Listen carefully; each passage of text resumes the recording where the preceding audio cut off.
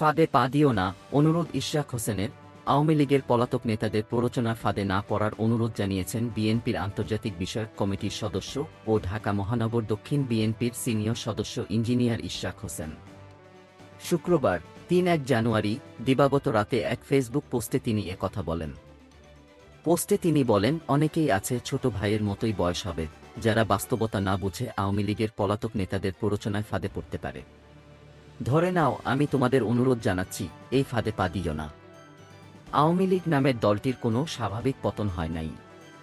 যারা তোমাদের ব্যবহার করে বলির পাঠা বানাতে চাচ্ছে, তারা গণহত্যা বা জেনোসাইডের জন্য দায়ী। পোস্টে তিনি আরও বলেন, আওয়ামী লীগের পলাতক নেতারা কোনো জনদাবিতে আন্দোলন সংগ্রাম করছে না এবং করার অধিকার রাখে না।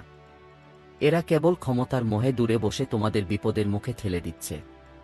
যারা না বুঝে ফাঁদে পা দিবে, তারা জনরোষে পড়ে ক্ষতিগ্রস্ত হোক কিংবা দেশ আবার উত্তপ্ত হয়ে উঠুক, এটা কারোর কামনা। Desk report, BE news.